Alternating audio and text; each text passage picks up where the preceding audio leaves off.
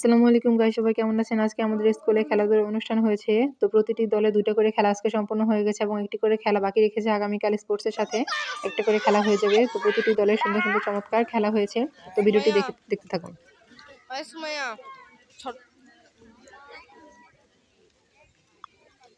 সামনে যাও, হাতে মারো সামনে।